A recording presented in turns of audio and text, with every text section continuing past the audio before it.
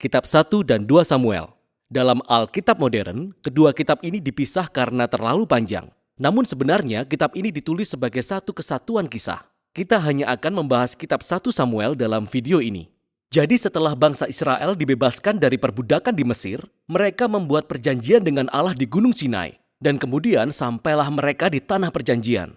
Di sana bangsa Israel seharusnya tetap setia kepada Allah dan menaati perintah perjanjian itu.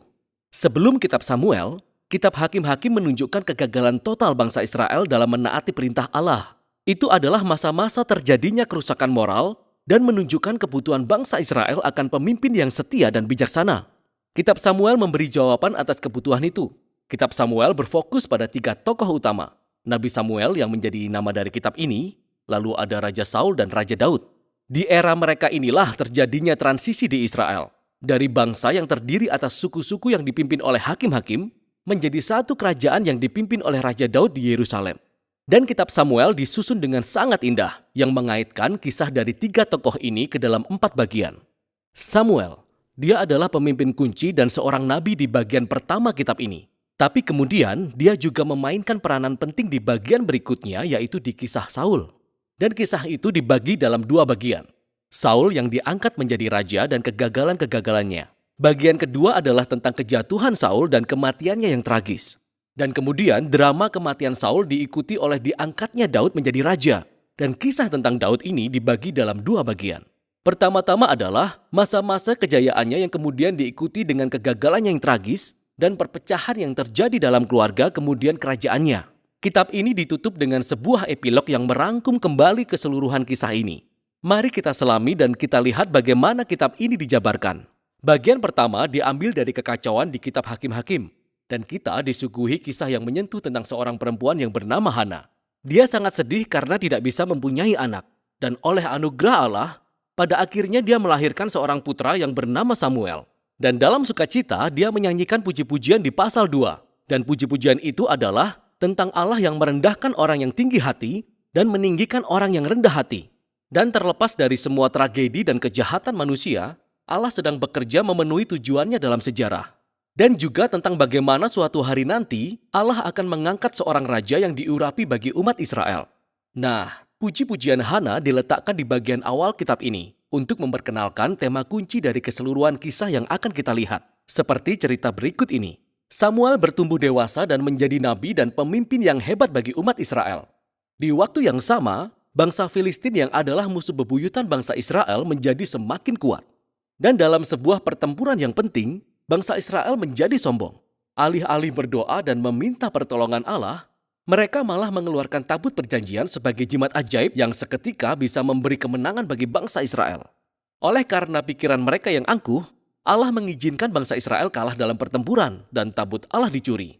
Lalu bangsa Filistin mengambil tabut Allah dan meletakkannya di kuil Dagon. Lalu Allah menghajar orang Filistin dan dewa mereka, Dagon, tanpa pasukan dengan mengirim borok-borok kepada orang Filistin, sehingga orang Filistin tidak lagi menginginkan tabut Allah, sehingga mereka mengembalikannya kepada bangsa Israel. Nah, inti dari kisah singkat ini adalah demikian. Allah bukanlah jimat bangsa Israel, dan ia menentang kesombongan di kalangan orang Filistin, tetapi juga di kalangan umatnya sendiri. Jadi Israel harus tetap rendah hati dan taat jika mereka ingin mengalami berkat perjanjian Allah yang mengawali bagian selanjutnya.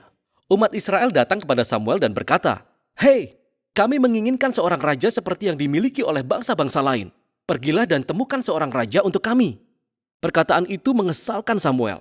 Maka Samuel datang untuk berkonsultasi dengan Allah dan Allah berkata, "Ya, motivasi mereka keliru. Tetapi jika mereka menghendaki seorang raja, berikanlah saja kepada mereka."